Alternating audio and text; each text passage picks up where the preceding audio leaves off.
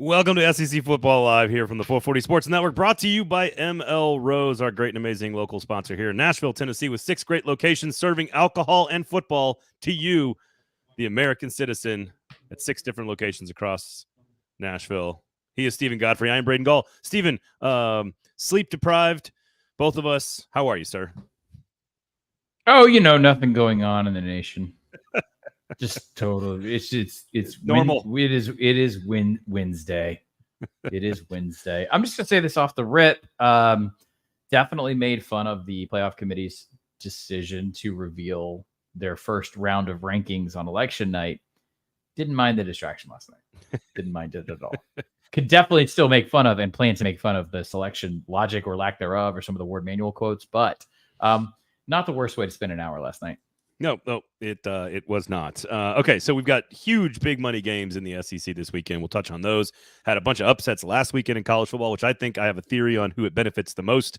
Not just Deion Sanders, but some teams in the SEC potentially. And the South Carolina Vanderbilt game is just utterly fascinating. You've got Florida, you got Carson Beck, you got all kinds of stuff to talk about. But I have a list of questions for you today, Stephen. It's going to feel a little bit more like an interview. If you want to take it a certain direction, you have the freedom to explore the studio space. But I'm going to start with one question about those exact rankings. So just we'll do that. ML Rose, of course, as I mentioned, 6 great locations across Nashville. They have a breakfast sandwich called the SEC. They have a great brunch menu on Saturdays and Sundays.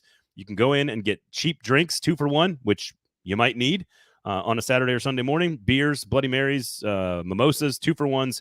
From 10 a.m. until 2 p.m. That is the opening window of college football. And they have a breakfast sandwich called the SEC. I don't know what else you need to know. If you are visiting Nashville or an alumni fan of one of these teams in Nashville, please, of course, go swing by ML Rose. And if you are watching currently or hosting one of these shows, go ahead and share the product on Twitter and thumbs up on YouTube. Hint, Steven. Thumbs up on YouTube and notifications turned on, share it on Facebook, etc. If you want to jump into the comment section, we are available. All right. I don't want to quote your former podcast host, but I think I have to.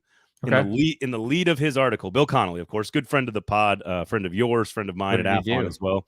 The lead of his article about the rankings is essentially, is the SEC actually being undervalued and underrated by the College Football Playoff Committee? Oh, my God, help me. I'm going to save you from having to answer that question. But I wanted to give a shout out to Billy C. Here's my only real question about this, because it is the first time we've done this with 12 teams, even though the functionality of the rankings are identical and how they come about in acquiring these rankings. Consistency is sort of what you're asking for from this team, and it's always something that people complain about, in particular in the media. In a sport like college football, though, where everyone's resume, even inside of a conference, or their performances are so varied by so many different variables. Mm-hmm. Is it unreasonable to expect the committee to be perfectly consistent all the time? Is that even something that we should expect? No, I don't think anyone's asking for perfect consistency. I think that everyone is deciding, hey, you invented this concept of a essentially objective analysis of the season without the 12 data points being present. And so I think a lot of the conversation this afternoon and really for the next 2 or 3 weeks, it's just going to be, this is stupid. Like Dan Wetzel, I thought Dan Wetzel did a brilliant job as usual over at Yahoo, just saying like, this is for entertainment. It's dumb. You're not supposed, like, they're asking you to read into it, but it's a TV show. The TV show is created for us to debate what they did, when in actuality, I think, look, one thing you hit the nail on the head on, there's 12 data points, and they're not culled in the same way across the strata, meaning that strength of schedule, conference schedule, all these different varying factors. No one is I'm sure someone is today. No one is criticizing that part of the mission. I think it's just that the hey, we made this for television part of it lessens, and they want you to take it seriously. And when you do, they get really not offended, but kind of sensitive about that. And so it was funny, like Ross Dellinger, the reporter for Yahoo, and he's been at various other places. I think it took him, like, I'm looking now at his timeline from last night, maybe 9-8 minutes from the reveal of the rankings to immediately create a blind item resume comparison that shows the fallacy of the quality win metric that the committee was purportedly using. Now, could you look at this and say, this is, I wouldn't say undervaluing the SEC, maybe just misunderstanding the SEC? Yeah, I could see that. Can you look at this and say, well, there's no real reason for the SEC and Big Ten to even demand 4 auto bids because it, like, based on the behavior of the committee, they're just going to end up getting by default. Yes, you could say that. You could argue this 7-8 different ways. I don't see a through line even within this individual ranking, this particular television product from last night, that shows linear logic. I think that is probably what I'm kind of rolling my eyes at the most. Like, are you burning up with a take on? No, I have nothing. I say like the 1 through 6. It's just like, yeah, okay. I have nothing. Yeah, you know. The BYU valuation's a little weird, you know. Otherwise, it's like, okay, like it's an incomplete data set. But like even in the like Alabama, I felt like they just slotted in ahead of SMU and ahead of Boise because it's like, oh, that makes sense. We don't have to explain that. Like that's all it felt like. If you wanted to really truly show us something and say, I believe Alabama is better than X, and if you wanted to make a case that you think Alabama is better than Indiana or BYU or Notre Dame, or I'd be fine with that. But then you have to defend it, and then you have to put them at 8 or 9 and say we think Alabama's better than Indiana, and I don't think that's a crazy thing to say. I also am okay with somebody saying I think Indiana belongs ahead because they've been totally dominant, even though they haven't played anybody, but they've been dominant. And so what my point is even the BYU Indiana thing, and with Miami undefeated, and there are different reasons to rank all of them in different places. Sure, and that's sort of the nature of the game. Like I just try to look at it through my own sort of prism of how I evaluate these teams. And like in the SEC, Missouri is sort of the poster child for this. And we've talked a lot about how Missouri they will not have the resume to get into the playoff, and nor should they. Even if they win out and they go 10-2 and like they shouldn't get in. That like of the teams that don't have the great resumes, quote unquote, of the teams that don't have the great strengths of schedule, they still, even within that, have played wildly different football games. And so it's just, I don't know. I just don't think. I mean, yeah. Look, yes, you can't get worked up about this stuff. Like with where all these get, like it's all going to figure itself out. It's all going to work itself out. Teams are going to win and lose. We're going to move around, and it's going to be fine. I worry that it's not going to work itself out in a way that best represents the sport. I definitely don't get mad about the individual week-to-week stuff until, hey, we've played the conference championship game. It's time now to select 12 teams. I don't think necessarily. This is more dumb and lazy than it is conspiratorial evidence of a conspiracy, or like there's no like secret backroom sort of chicanery here. I will say this. There is one thing that my SED co-host, Alex Kirshner, noticed. You know, for years and years and years, they would, in the 4-team format, they would still reveal 25 teams, and they would sort of upvote or keep this cloister of bigger name programs that are close to the 5-6 range. Basically, the idea being like, you're still in this. There's 4 slots. You're probably not still in it, right? But that was the purpose of the ranking show. But in years in which you actually had a quality outsider team, so like the UCF teams that were really good, like legitimately good, they debuted at like 18, 19, 20, right? Boise is a good football team. I don't think anybody's going to argue with Boise opening in the first round, representing. I think they play an interesting game against Ohio State in this particular bracket. But man, they were ranked high. And in years past, you can go back and look. Group of 5 teams normally start off way lower. Can you look up Cincinnati's first ranking the year they finished 3rd? Because here's my theory on Boise State. I know this is an SEC show, but everything matters. 2019? They lost to Michigan, right? They lost to Bama. No, it was the 2021 college football playoff. So here's my theory. I think Boise State could actually finish as a top 4 team. Yeah, a lot of people are talking about that today. I mean, if you want to monkey wrench it for a second, and I don't know if this would necessarily affect the SEC's fortunes. I mean, I don't think it does at all. The most fun you could have breaking this format would be, which by the way, this is not impossible. It's an upset, Army beating Notre Dame, because then Army's going to run the table. Boise's going to run the table. And then you have to start reconfiguring. Really, honestly, two that hurts. G5s? 2 G5s? Well, it would probably just devalue even more so a 1 or 2 loss Big 12 champion. That's the current operating logic. So what you're saying is, in theory, could you get an AAC and Mountain West champion ranked ahead of the Big 12 champion in theory?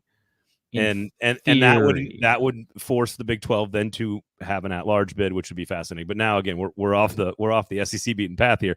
But it is interesting to think about. Here's the thing I want though. I want a playoff game in Boise. So I don't want them to get to top 4. I want them to get to like number 8. Cincinnati on November 2nd of the 2021 season. Of course, they finished in the 4 seed on December 5th. They debuted at 6, which was the highest ever. However, they also had something that no G5 team had to that point, Notre Dame, which was undefeated. And there's a different Indiana. but they started the season in the AP poll very high as well. So yes, which is a whole and maybe that's because they were really good at football also. But no, maybe that's a conversation we have later on. By the way, it was a month prior. It was October 2nd was when they beat Notre Dame. So they were kind of had built off of that, as well as I think they beat a ranked UCF team. So it was just really kind of the perfect storm for them to debut so high. If you want to have a conversation at the end of the season, we can do this about there is potential a sort of sampling bias or of the perception of quality in those September block and how it's presented. Tennessee, for example, I think even a Tennessee fan will say, hey, like, the luster is off of that Oklahoma win for obvious reasons, and NC right? State. Yeah. How that factors into the committee's mentality. I do think that there's something to sort of poke at. But again, hey, here's the other thing. This is human subjectivity. Someone like me is always going to be able to find 3 or 4 obvious glaring problems with this format and this system. The only thing that I really throw my hands up at is just get rid of this and let's just do it like we're supposed to, the way basketball does it, the way everyone should do it. Well, and basketball just does the one, which that's I think what I'm saying. No. Sorry, they do the one previous. They do one. They do one. Yeah. I'm fine with one extra one with like 2 weeks to go in the regular season and a championship Saturday after that. Like, give us one. I would do. This is where you're at right now. Let me pitch you here. It's a episode of Game Day because ESPN owns the rights to all this, right? It's an episode of Game Day that's special. It wouldn't be before conference championship weekend because the inventory is too low. It would be going into rivalry week. And that way you could add a little bit of circumstance or a little bit of merit to the games. Like, even if you have a team that's maybe sitting somewhere in like the 13 or 14 range where they're playing an in-state rival who sucks this year, but hey, that's an upset that could knock them down. You're ascribing narrative to 30, 40 football games. I think that's a great idea. Yeah, I love it. Yesterday was November 5th. Maybe we're too early. A little too early, but again, slightly helpful for about an hour last night. My issue, and here's the other thing: the whole brand thing really bothers me in general, and it's not because I want to be the person who defends, 13 executive types in a C-suite feeling room in a stale hotel. Always that's in Dallas. That's not what I'm trying to do here. I just don't think they are capable. Like Alabama, I could argue should be higher. In my brain, I think Alabama is better than a few teams ahead of them based on how they've played and who they've played, their strength of schedule, the talent, everything I could possibly consider as evaluating a team.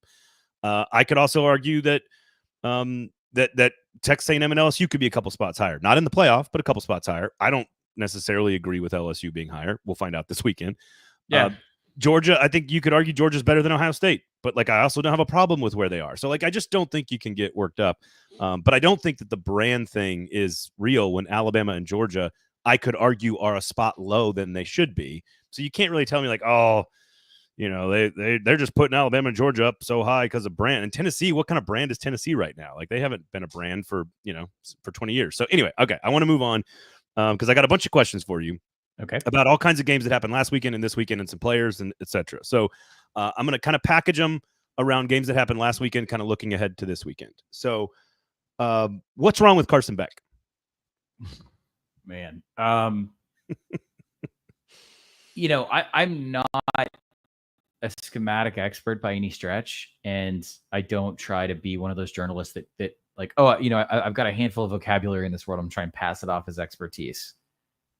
They're not even, I'll say this. It's not a pressure situation. It's not it's not working. Certainly not playing from behind. It's Georgia. You're not really in an adverse environment when a lot of these things happen. So based on, I'm saying like you're not down 14 and running for your life is what I'm saying on third and long. Like you mean the interceptions and the misreads and you're talking about that stuff. Yeah. I caught a holy lick of hell from Georgia fans from this show earlier this season talking about like this offense, like suddenly went Larry David, like, oh, this offense, it could be better. But I still believe that. But in this instance, it's not scheme. We should do an entire SEC football podcast like two the New York Jews. I don't know if I can clear my throat that much. It was 3rd and 10. What is he doing? Killed it. No, you've killed my train of thought. Sorry. Again, my inclination in these situations is always to just ask people who actually do this for a living or have done this for a living or mental issue, which says a lot these days. I should probably try and clarify. I definitely think it's an issue of decision making.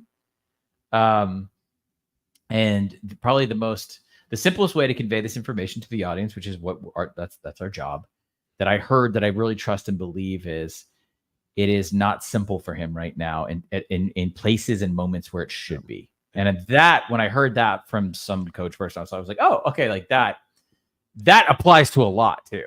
And I'll add to that. It's hard to make it's harder and will mess with your head to make decisions when Brock Bowers and Ladd McConkey are no longer the first and second choice. It's very easy to make decisions when those two guys, who are, by the way, excelling in the professional ranks in less than like half a season. Brock Bowers is already one of the most productive tight ends in the entire NFL. And Ladd McConkey is already a number one receiver for the Chargers. Some of that is because their roster sucks. But so they're good. They're good. Just think about for a second, first read, second read.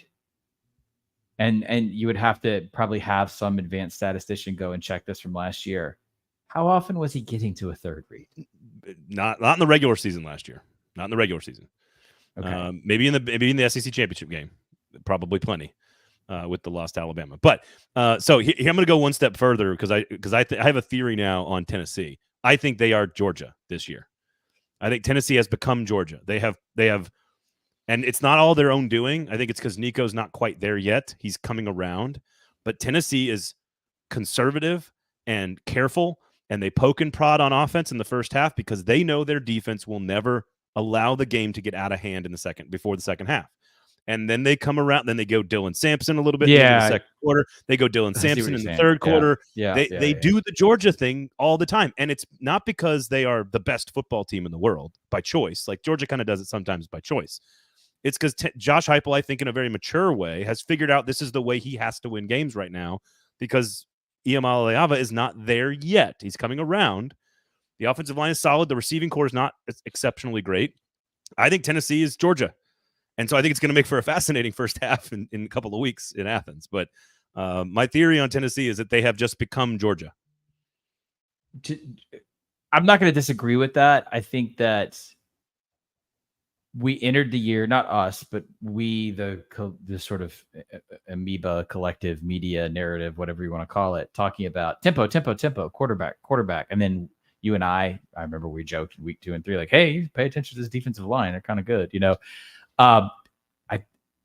Tennessee's very comfortable being run heavy when they need to be. They're very comfortable getting muddy, for lack of a better term, in terms of I think there still exists a casual expectation. Maybe it's because of Heupel. Maybe it's just because of how he got to this point and like his style of play calling over the years, that there's something. Look, there's no it's not great when you're not scoring early the way they are. I'm not saying this is a feature. It's a bug. Historically bad offenses in the first half, last 5 games. But it's because the quarterback is not all the way there yet.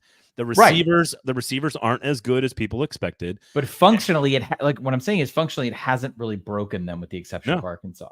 And so that's good decision. I mean, that's good decision making in game management style. Yes. So you're saying Tennessee this year is Georgia last year? It's close. I mean, it's close. Like, yeah. I think they're Georgia this year too. I don't think they have the star power to get the ball to the way Georgia did last year. And again, I'll also be clear on this. I think Tennessee is still I don't want to say like a light version of Georgia because I still don't think they're as talented, but they're pretty damn talented.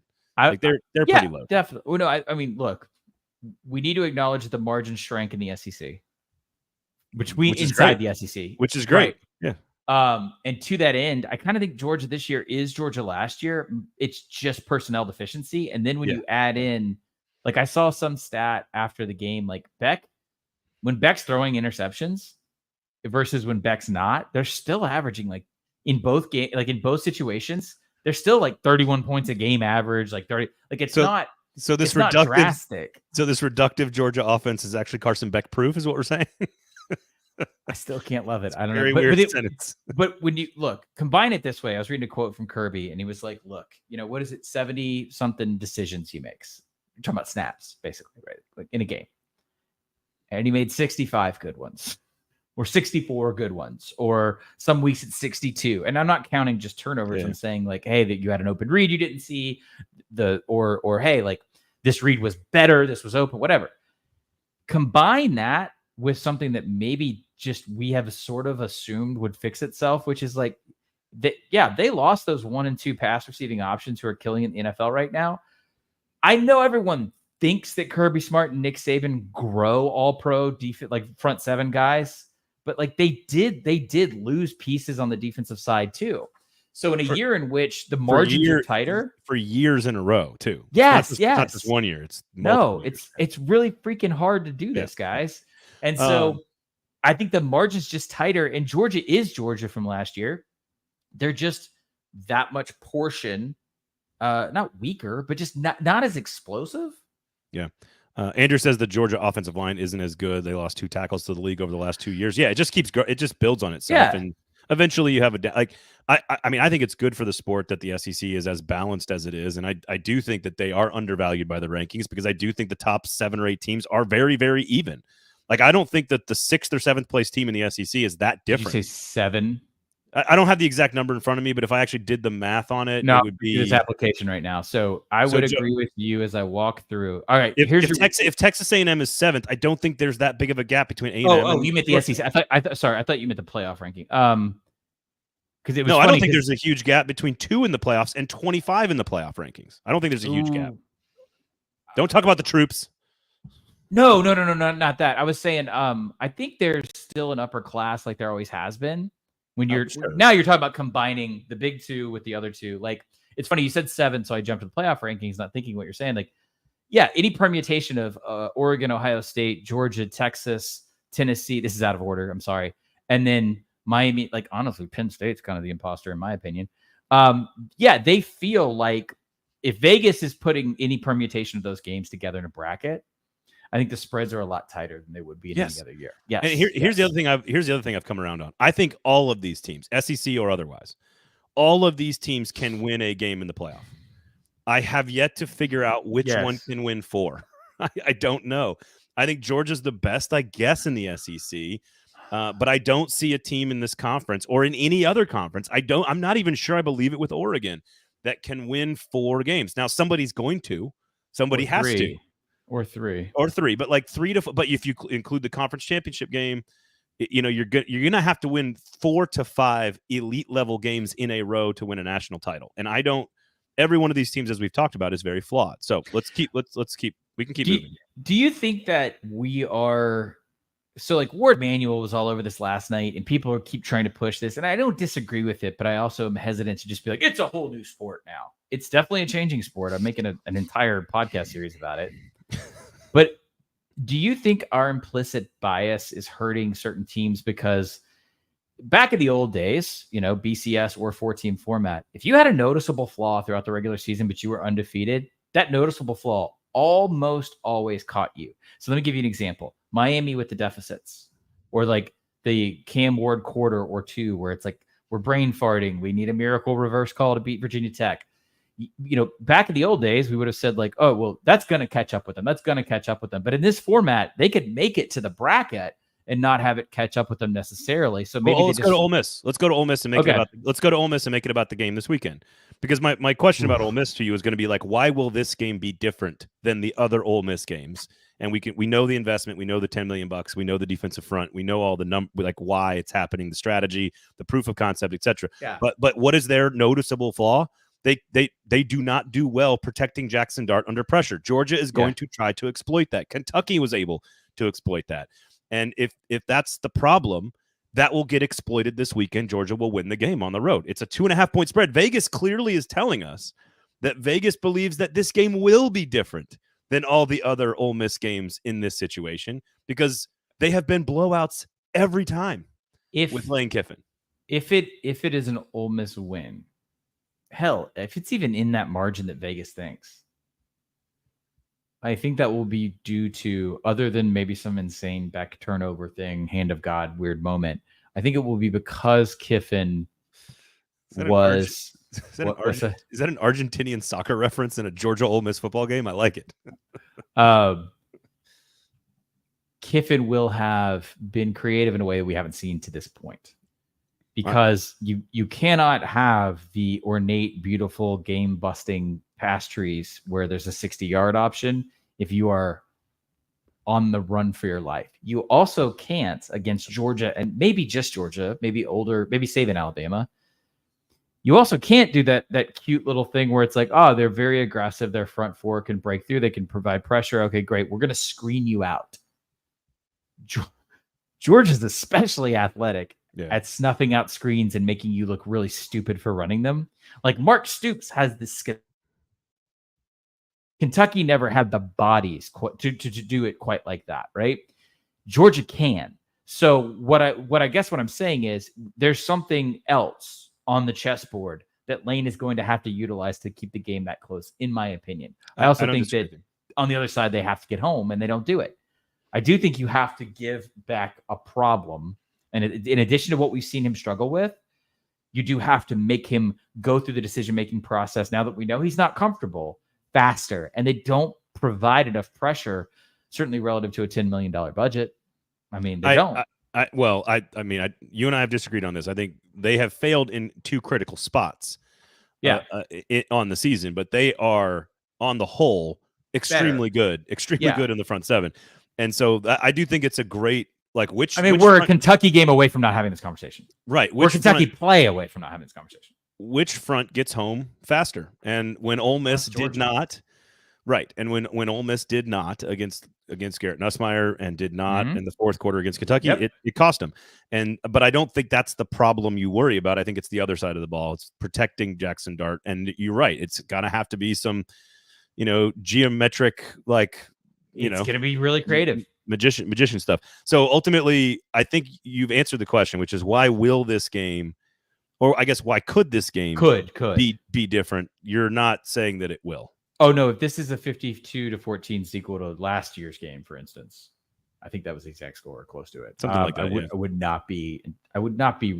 I think Georgia wins. Entirely shocked. Yeah, I think Georgia wins the game. I don't think it's a blowout. Okay. But I don't think, just talking about that margin I just described about Georgia and then the evening out of the SEC, there's still a gap, and it's still noticeable. It's still significant. Quickly going back to the Florida matchup, do you have a different opinion of, one of the things you cannot argue about these Florida Gators is that they play hard, man. You got to get they play hard. And Lagway, now they're down to an actual JV quarterback. It seems like Lagway will be. I mean, they don't really have a chance against Texas, and the schedule at the end of the year will be. I mean, it's not going to be unprecedented, but it's close. I'm not sure. You and I have done this a combined 50 years almost. I'm not sure I've seen a schedule where you have 6 losses to 6 top 10 teams. That is not a normal thing. No. And so I don't. I think he's a pretty decent coach. Is he good enough for Florida expectations? Maybe not. Has he made mistakes? Absolutely. Yes. But his teams play hard. He's recruited a star quarterback that clearly looks like the real deal. And I don't know. There's a lot of chaos at Florida. Has your opinion changed at all on the future for Billy Napier? So while that game was going on, Ryan Nanny, my co-writer, co-producer on Who Killed College Football, we were having to do some line pickups because we published an episode out right now. It's about the NFL. There you go. And it published for our subscribers early on Monday. So we're in our office on Saturday as that game is happening. We had it on in the corner. he is a Florida graduate and a Florida fan. And I was just like, what's the Faustian bargain here? Are you like willing to deal with a 2025 Billy Napier if you beat Georgia? Because they hate Georgia. Yeah. They hate Georgia way more than they ever want to let on. I think they hate it. I think most the Gators in our age bracket hate them way more than FSU, unless they live in. I think Gators our age hate Tennessee. That may be more local recency. I don't know. Okay, all right, maybe you're right. It was also too, they made fun of Georgia for so long, and Georgia was such a significant second class, and then my God, look at them now. Yeah, I think that's part of it too. Is it's like you turn little brother into like a Leviathan. And so I asked him. I was like, hey, do you want to bargain? Like, I was like, would you bargain right now to beat this team you hate and deal with Billy for another year? And the conversation, he was like, I don't know. I guess maybe I would love to beat Georgia. The conversation got into the problem with Billy isn't this year. It's not this schedule. Yeah. It's all of the macro that would make you feel just as uneasy about 25 as they felt about 24 and they felt about 23. It's not like the schedule was brutal. And believe it or not, like Gator fans can recognize that. Lagway got hurt. If Lagway wasn't hurt, let me see if you agree with me on this. If Lagway didn't get hurt going into the Texas game this weekend, I would say, hey, mark that down for something fun potentially in the way that this year has been fun, because I certainly didn't mark down Arkansas and Tennessee. I didn't mark down Kentucky and Ole Miss. I'm like, okay, all right, that could be fun. I think that game's in Austin, right? Here's what's weird. But he's not. They're so banged up, right? That Texas is going to walk. But here's what's weird: if Lagway had stayed healthy and they had beaten Georgia, I would say they have no chance to beat Texas. Whoa, just a hangover.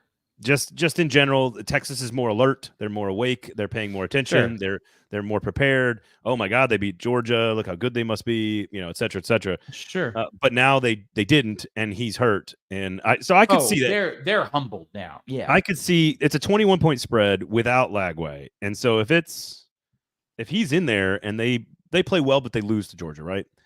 Well, look, yeah, I could see what you're saying. I'm not sure I'm on board, but I could see what you're saying. I was tired kicking the firing stuff because I got to check in every week. And the only real smoke I got was like, they go out and get embarrassed in the cocktail party. Then let's talk again, Saturday night, Sunday morning. But they didn't. They weren't embarrassed by a stretch.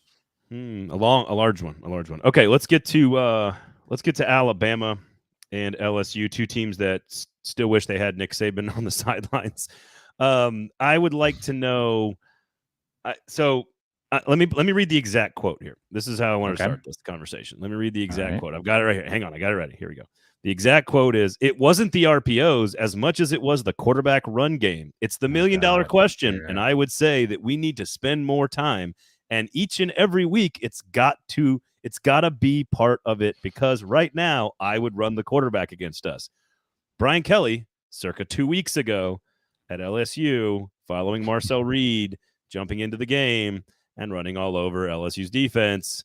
Alabama is 10th in the nation with 51 plays of 20 yards or more. They have a quarterback who is as close to Michael Vick as I have seen since Michael Vick came into the league or came into the college football.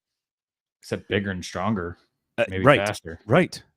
His first 3 steps are the fastest I have seen since Lamar Jackson. God, I'm about to say this. I don't think kids today understand the size difference in these mobile quarterbacks. They don't. Like kids these days. When Michael Vick was doing this, like he was a fraction of the size of he's like 6'1" or less than 6'1". What is Milroe's stat? Like what is it? What are his physicals? He's like 6'3", 220. Yeah, he's way bigger. He's way bigger than Michael was. Anyway, but his quick release, the arm power, and what stood out to me even last year, and why I started calling him Vic last year, is his first 3 steps of acceleration are better than anybody else in the game right now. And I don't know why, in your opinion, will LSU, which is, by the way, both of these teams, you win and you might get into the playoff, you lose and you're out. Fantastic message board content, no matter who loses at the end of the night. But why is that not the way to reduce this matchup? Jalen Milroe, elite at one thing that LSU doesn't do. Okay, all right. I mean, like, oh no, here. Okay, so I wrote this note out when I was doing Splits on Duo this morning because my co-hosts were like really trying to make this an intricate preview I think part of that it's like it's those 2 helmets, it's the history. It's Death Valley at night. It's great. It's great. Don't bother. Here's how you look at here's how you look at this. Alabama is going to consistently hit you for a 20+ yard carry. They're going to hit you for an explosive play sequentially. It's how it works when it is working. Okay, which it has for most of the year, right? Everything we just said, it's sort of explosive play as much as it can be guaranteed. It's schemed up to be that way, and it's been very good for them. That 51 plays of 20 yards or more, if you divide by the number of games they've played, you can do the math. Yeah. Kirshner, like four or five of them a game. My co-host Alex Kirshner, he had this note this morning. I don't even think we used it on the air. I was looking it up. They have a 20+ yard carry play. I have a 20+ yard play every 10 downs. 10 downs? 10 downs. Yikes. Pause. Yikes. Flip it. Now let's talk about the problem. LSU in the 70s nationally on explosive play defense allowed. It's that simple. Sorry. It's that simple. Blake Baker cannot raise the dead in one season. We've already had this conversation, right? Well, better, yes. Better, yes, but. Breakdown, better, breakdown, better, breakdown. That's how it works. 34 plays of 20 yards. Yeah, but that breakdown against A&M, dude. That breakdown against A&M, I was like, oh, okay, we've written so the epitaph is done on this defense for the year after A&M. I'm sorry, it's just like for you to say better breakdown. What do we always talk about? Like the sequential evolution of a team in the season is you don't know what you're getting. We don't have a preseason. We only have a few amount of games. You're going to be weird in September. You're going to define yourself in November. That A&M game was like, you can't get out of this loop this season. Yeah, you need a player acquisition window, which is coming up. 34. They'll start trading with Arkansas. 34 plays of 20 yards or more allowed this season. That is 49th in the nation. Alabama, as I've mentioned now twice for the third time, 10th in the nation with 51 plays. It is about Milroe, his legs, and the game, and the explosive plays, and the defensive breakdowns that happen. What I mean by better breakdown is like it just still happens. It's just still coming every third or fourth or fifth play or whatever it was. And it's why they struggled against South Carolina, because South Carolina lives on explosive plays. And that's why that game was so close in week 2 or 3. I'd love to see that game played now, by the way. I would love to see the South Carolina LSU game played again, like right now. Do you think it would? I think South Carolina wins. Okay. Yeah. There you go. Or not. No, I wouldn't disagree. I wouldn't disagree at all. Well, because look, they should have lost to Ole Miss, right? Yeah, probably. If you're pulling stuff away, I mean, they were losing to Ole Miss until like the last drive of regulation. So, like, if you start looking at the product they've put out, pulling it away from just the binary win-loss, like you're seeing a lack of development on defense that would lead to this. I will say, I don't want to be entirely anti-LSU here. The other side of the ball is intriguing to me in that I think this might be high scoring, and I think Nuss is going to get his to a degree. Against the secondary that's given up a lot of plays as well. That's what I say. I haven't been blown away by them by any stretch this year. I don't like that's of all of the nonsense about I wish Nick was still here. It's that secondary. It's the back end for Alabama. Because that was his area. That was his expertise. That was his baby. Man. That was his baby. And to see him so loose and get blown out on occasion, it's weird. I'm also watching a lot of those guys that got drafted play a lot of minutes in the NFL and a lot of snaps right now. Arnold and Kool-Aid, et cetera, et cetera. Here's the deal. I was in Clarksville, which is about an hour from Nashville in Middle Tennessee, at a 9U soccer tournament all weekend last weekend. Oof. And I was so grateful that these two games are on this Saturday where I don't have to do anything. Right. I can sit back starting at 2:30 Central Time and watch nothing but 2 top 15 SEC matchups for about 7 hours. And we know they're going to be 4-hour games because TV's got to get theirs. As the guy who constantly is promoting like a diversity of intake in college football, this is the week to do that. I agree.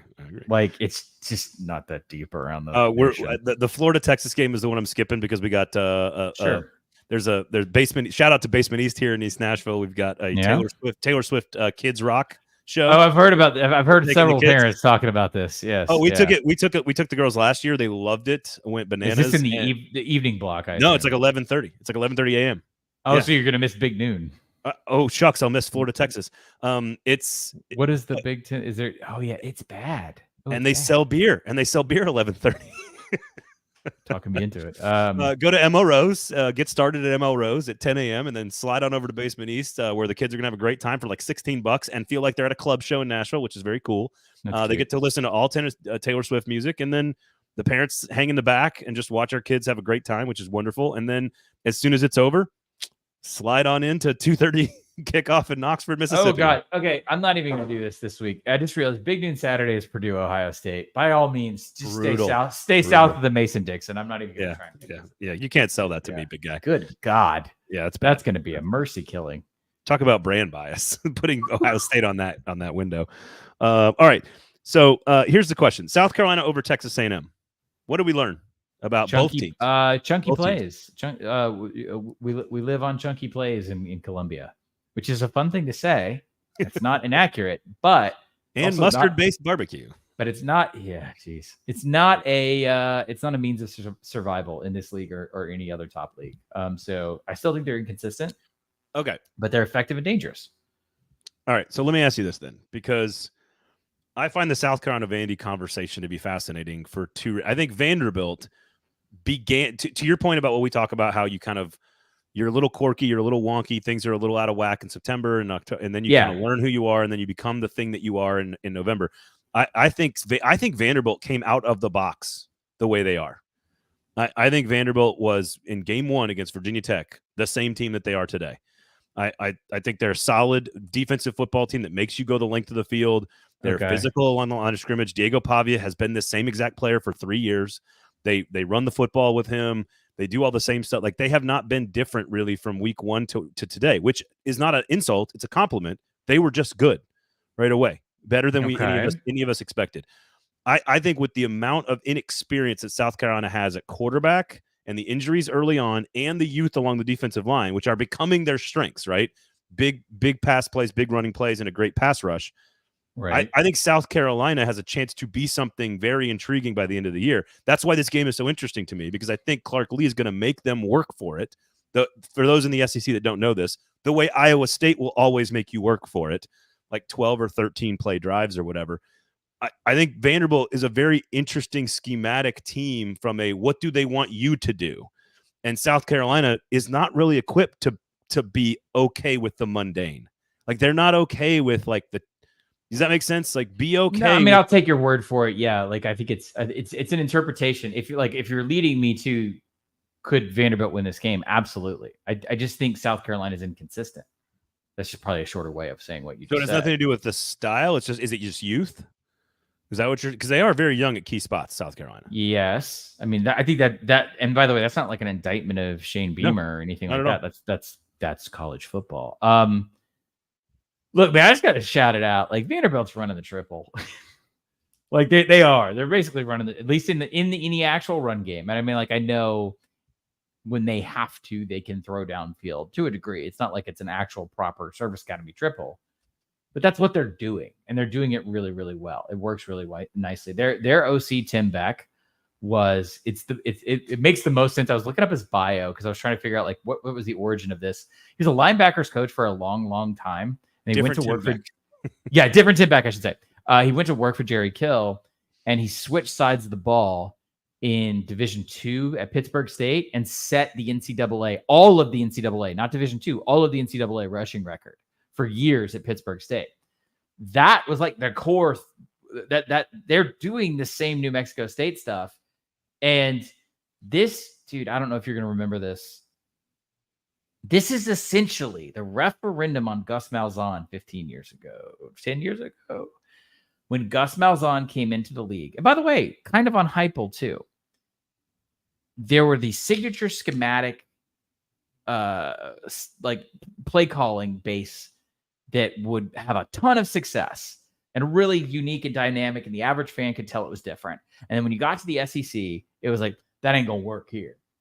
Well, it does, because it turns out when you take a unique, effective scheme and you put more talented people on top of it playing the effective scheme, it works. Wait, good football players are better than bad football players? This is the idea of, it's funny. And I shouldn't say bad. I say great players are better than good players. But like the Heupel thing now, I always thought was a little reductive at the time. Like, oh, they're hiring this guy. He runs the same 4 plays at UCF. I was like, do you think those are the only 4 plays that he knows? This is the knock on Jeff Monken and Niamachilolo and those guys. It's like, they could do more. They're just doing what they have the ability to do with the players. And so Vanderbilt is, I guess they do match up well advantageously against South Carolina's defense from the yes. If you go back to like the LSU rushing attack in that game, yeah, I could see it. And by the way, you said, are you trying to talk me into Vanderbilt? Like, I think either team could absolutely win the game. I think play well. I think it's totally even. I find it to be far more interesting schematically than I ever expected. Because how do you attack the pass rush? Well, triple option is a pretty good way to do that.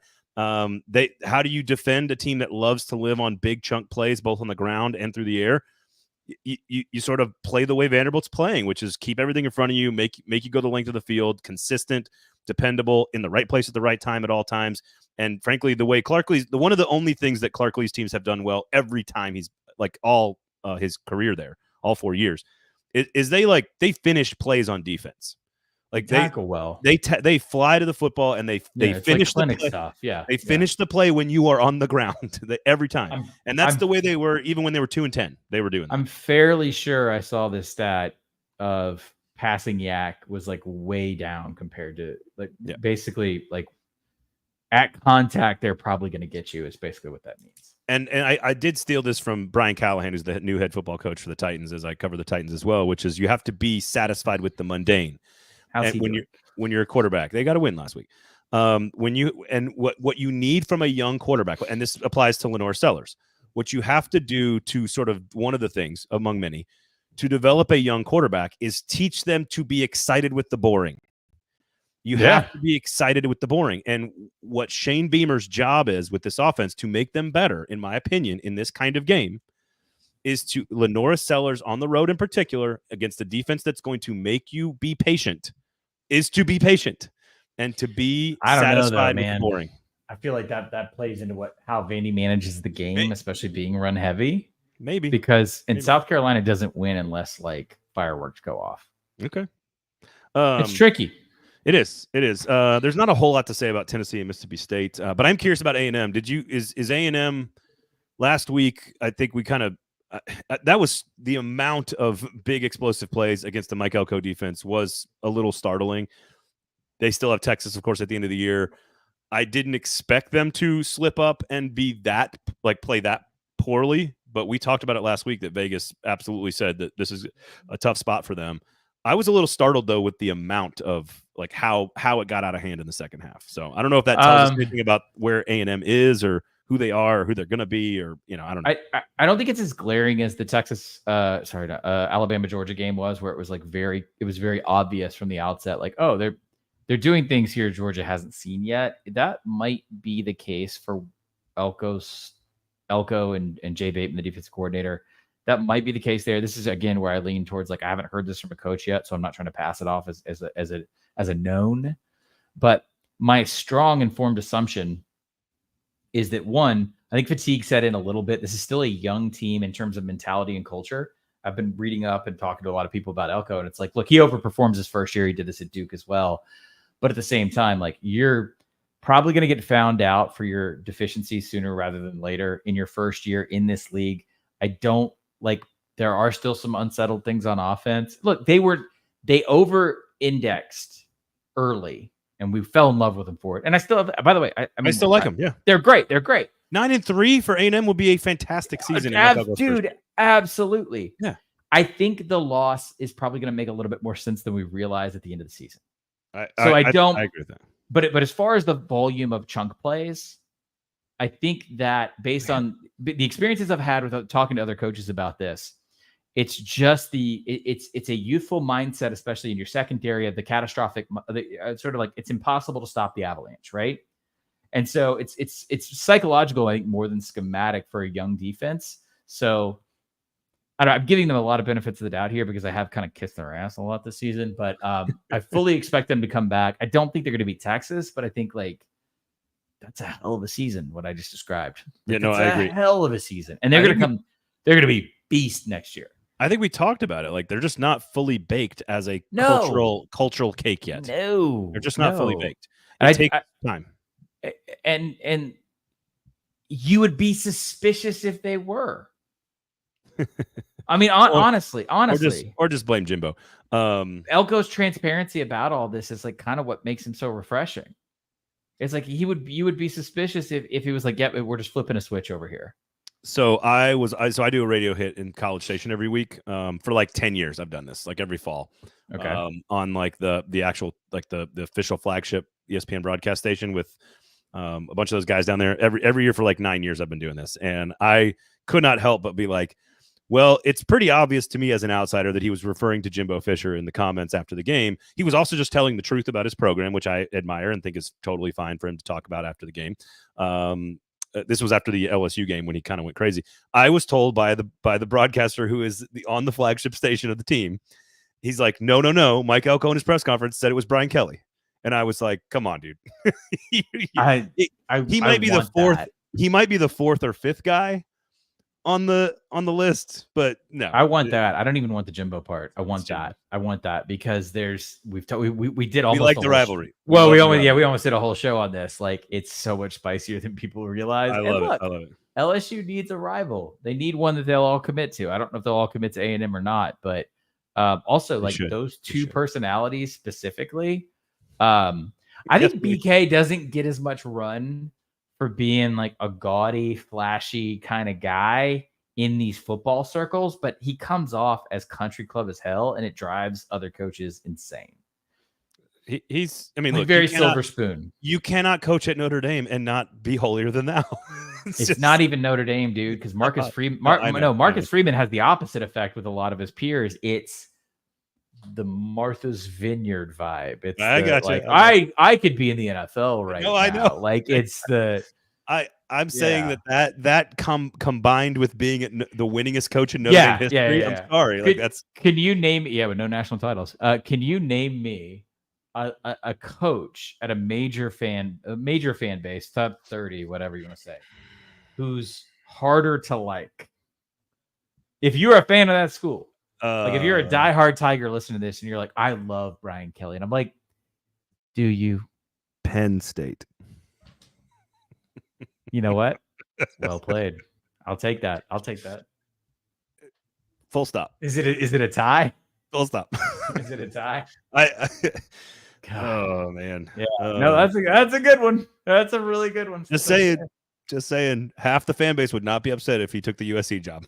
Oh, but 85% of that fan base right now, because then they would go and just kidnap Matt Rule. All right, Oklahoma, Missouri. This is a football game that will happen. No, thank you. Impossible to discern anything. My stance about OU just needing to get through the season effective, like it's a really important offensive coordinator hire. So this is ultimately this is the thing that keeps coming into my head when I look at the game. Okay. What is going to happen in the final 3 weeks that will give us any indication about what is going to happen next season for either team? That is what I want to know. I want to know who they are next year. We already know who they are this year. I want to know who they are next year. And if it's only Jackson Arnold and that's the only thing we can learn about, great. But I want to know who they are next year. And I want to try to learn about them in the next few weeks. And I don't know what you're going to learn about either of these two teams. Well, Missouri technically is going to push we're still eligible. We can still make this happen thing with the wild card at large bid. So a win against OU, and they're going to close out South Carolina, Mississippi State, Arkansas. You would probably feel pretty good. The South Carolina game's in their Columbia, though, in South Carolina, Columbia. So South Carolina and Arkansas are both. Those are not automatic W's. No chance. No, not automatic. No, I don't know if Arkansas. I don't know. Arkansas is vexing to me. Oklahoma. It sure would be nice to go to a bowl, and it's probably only going to happen if you win this game. Who are their last two? They got at Bama, right? At home. Bama and LSU.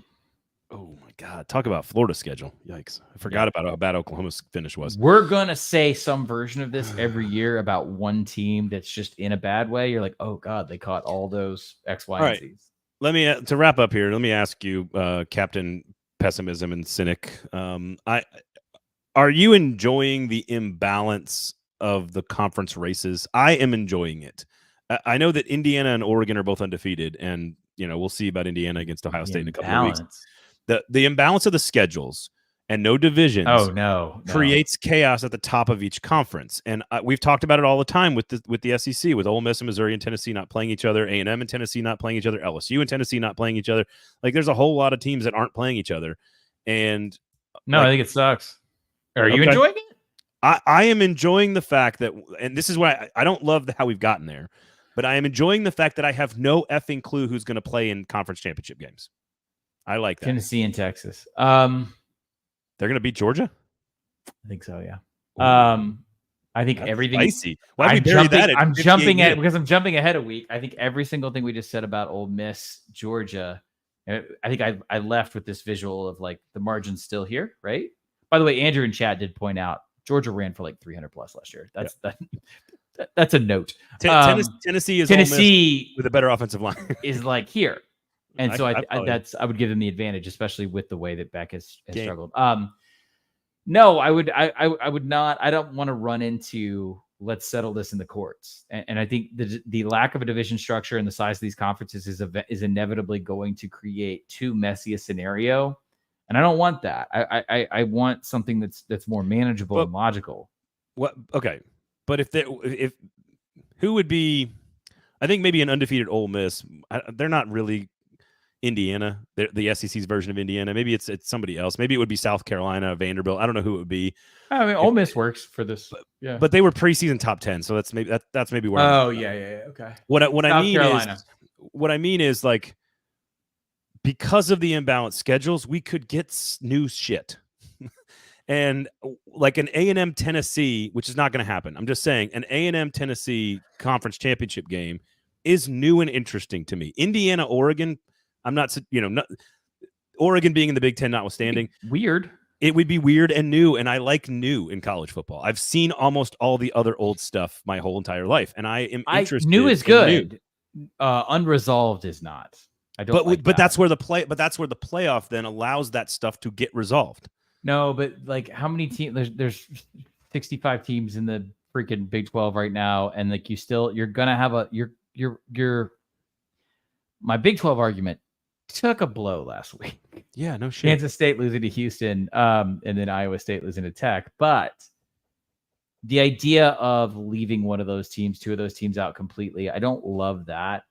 What if there's a new rule? Well, you're talking about things that aren't going to happen. If you have an 18-team, chaos conference, you have to have a semifinal. You have to take your top 4 and play them off.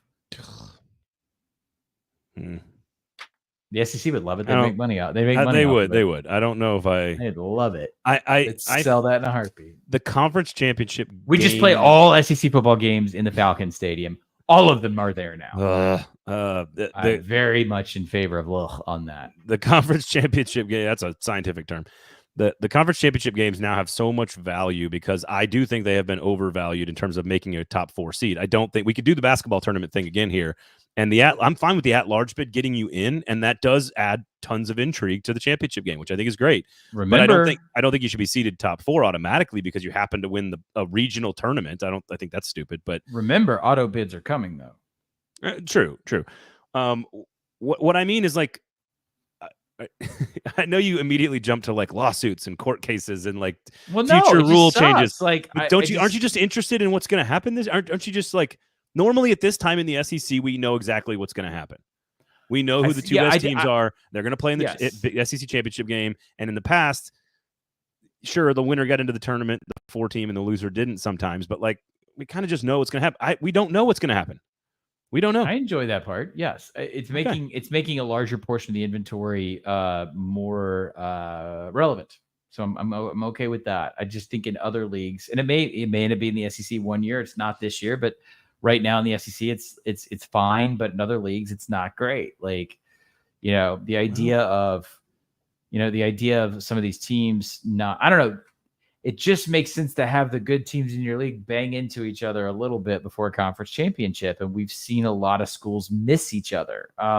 Ultimately it's going to work out to where like Tennessee, Missouri, and Ole Miss not playing is not going to be the worst thing in the world, but it really came close to being kind of dumb for everybody not to do that. I hear you. However, that being said, We've had 4 top 5 matchups, which is the most in college football since 2011.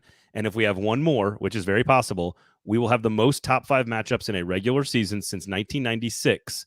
And well, that's right, but that's math. I can explain that in 2 seconds. That's just you put more ranked teams in the same conferences together. That's all that is. And isn't that fun?